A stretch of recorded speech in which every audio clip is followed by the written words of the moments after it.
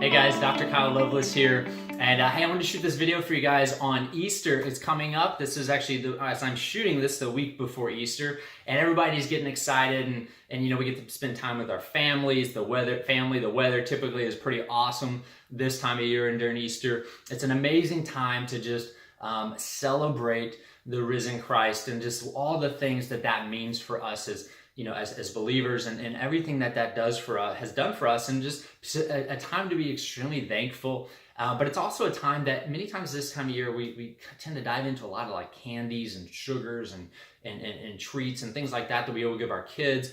And I want to challenge you on this Easter. I want to challenge you not just really for yourself, that's a part of it, but at even a higher level. I want to challenge you for your family and for your kids to teach them differently.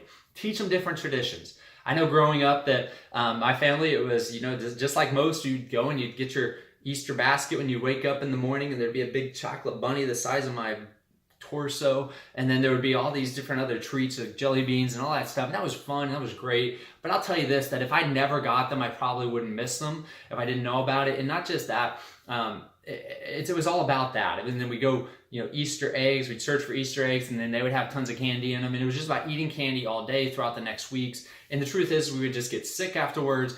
We would have colds, viruses, all that stuff would take over our bodies. And nobody wants that. But we see that every year. We see that with Easter, we see that with Halloween, we see it with Valentine's Day. All these different holidays that we have in a row really make it to where our kids are just sick all the time. And parents ask me, why is your child not sick all the time? Like Eleanor, she's never had a cold. She had a fever once, and it was for 3 hours. It was when she was teething. So, and thank God for that. Every time I say that, I'm like, what am I doing? I'm setting myself up. But I can have a certain level of faith that, like we're doing the right things, and that she's just healthy because of that, not getting sick all the time. So if your child's getting sick all the time, you want to look at what you're feeding them. What I've found from looking at watching parents, watching kids, dropping my daughter off at school and kids being sick all the time, it's typically right after these holidays, kids are very sick. And you don't want to do that. It depresses their immune system. Down the road, we know that it causes things like cancer. It can lead to autoimmune issues, digestive problems, all kinds of other health issues from the momentary decisions we make right now. So I want to challenge you this Easter to do it different, right? Why not? Why not set new traditions for your family? Be the generation changer. We know that in the world today, we're sicker than we've ever been before. 80% of the population right now has some sort of a health issue. They're on all kinds of medications. Kids are on antidepressants. Kids are on ADD medications. Not trying to curse the darkness here, but I want you to think differently, okay? Know that you are the game changer in your family, and there's no better time than the holidays to teach your kids how life should be lived, which is thinking healthy. Think about how to build health, build energy, not simply just get some candy in your system because it's fun, right? So here, I got some tips for you guys. The first tip I did, I actually have 7 of them here. 7 for completion, right? You might get that, you might not, right? So anyway, 7 tips here. We got number 1, let's change the treats. Okay, so let's change. You don't have to take them away. Let's just change what we're doing. Change the treats, right? So here's some examples. I got this right here. This is, last year for Easter, this is what we did. We had a bunch of these eggs, the Easter eggs, and Eleanor, she was only 1 year old, one year and a few months, and she ran around and she collected eggs. She didn't really know what she's doing. This year, it'll be obviously a lot more fun, but this is what was in them, right? A bunch of little bouncy balls. And she had a blast. She still plays with them. She bounces balls all over the house. She doesn't know there wasn't candy because she doesn't know what candy is. And so especially when the kids are young, like 1, 2, 3 years old, don't give them candy. Give them toys. Give them little fun things like this. Simple toys that they can play with. That's one good idea. Some other good ideas are things like if you are going to do candy, so let's say you have an 8-year-old or a 9-year-old and you've given them candy every year, and they're just going to be extremely disappointed with nothing. Limit the amount you do. Number 1, we put just a little bit in each egg. And then number 2 is get organic, clean candy. Get stuff that doesn't have high fructose corn syrup, that doesn't have food dyes, that doesn't have chemicals in it. Go to Earth Fare, go to one of the health food stores, spend a little bit extra, but make sure that you're not giving your kids just straight poison, because some of this candy, it's straight poison. Really, if you read the ingredients on it, it is really, really, really bad for them. So it's not just an in moderation treat, because the truth is they're eating sugar probably every day. This is just an overdose this time of year. So hey, do this, go to Earth Fare, get something a little bit more clean, right? That's huge. So change the treats, number 1. And I'm talking about treats like in their basket. Maybe put toys in their basket. If your kids are into sports, give them a ball like a football or a soccer ball.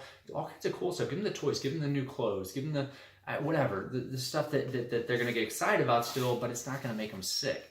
Number two, and this is my favorite one, obviously, is teach your kids about Jesus. Like, this is the time of year better than ever to explain to them what it means to be a follower of Christ, what Jesus did for us when he died on the cross for our sins, what that really means. I know it's something we say all the time, but helping them understand what it means. Read the story to them, help them understand it. And especially if they're old enough, we read this to our daughter all the time. She doesn't know what I don't think she knows what we're talking about, but you know what? It'll be ingrained, and it's something she'll just learn growing up to be appreciative of. And so I think that's really cool. This is a great time of year to just feed into your kids, not just pump them full of candy. So that's the next one. The other one is, this is also one of my favorites, get active. Get out and play with your kids. Like, go have some fun.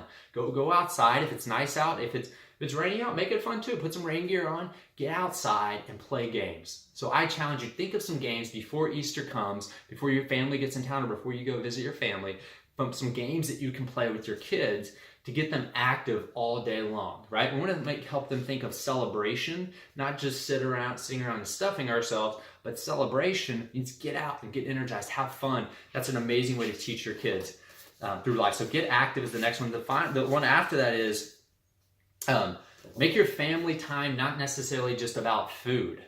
If you've noticed in America, especially over here in the South, in the East Coast, South Coast area, everything is about food. I grew up in Texas by the Louisiana border. Everything is about food. It's like, what are we eating next? I remember Holly from Wisconsin, my wife Holly from Wisconsin, she would just say, all you think about is food, because that's what every celebration was like. What are we going to eat? What's the big meal we're going to cook? We're all just going to sit around, stuff ourselves, and lay down later. But hey, make it different this year. Don't make it about food. Don't even have food. Make it simple. Right? Just have fun and go out and play with your kids and get used and be around family, and not make it all just about the meal you're going to eat at the restaurant you're going to go to. Because many times through the holiday seasons where we just eat way too much. Okay, and so the next one, I love this. So homemade dessert. So Easter time, many people want to have desserts, and you want to do that, and that's cool. So let's make it clean. Here's what we do for dessert. So homemade clean desserts. And what I would say this is use not just your bleached flours, make it at home. Get you an organic, a clean, maybe even a gluten-free recipe. Go online. There's so many recipes now online. You can go to draxe.com. You can make cool desserts that he has on there. There's all kinds of Food Babe. There's all kinds of people online that have recipes for you that are organic, and start playing with it. Start making these things and teach your kids that stuff. Teach your kids that the other stuff makes their tummies hurt. This stuff is healthier for them. Okay, and the next one here is, so this is one of my favorite desserts right here. Eleanor loves this stuff. It's very, very low in sugar. I think it's like 1 gram of sugar. It's coconut whipped cream with berries. All right, so you get your blueberries, your organic strawberries, maybe even blackberries or raspberries, and you get this, it's a coconut whipped cream. You can get it at Whole Foods or Earth Fare. I think maybe even Harris Teeter might have it. And it is amazing. I do not know a kid on this planet that would not love this stuff. She loves it. So it's so good. So you just give them a little bit of it with berries, and it's a great treat, and it feels kind of Eastery too. So try that. Try the coconut whipped cream with berries. Love that stuff. Okay, and this is my final one, number 7. Remember, health is about here too. It's about what's in your head. The number one medicine, according to the Bible, the number one medicine, number one thing you can take for your health is laughter, and ultimately, being thankful. And so this is no better time of year than this, than now to be thankful.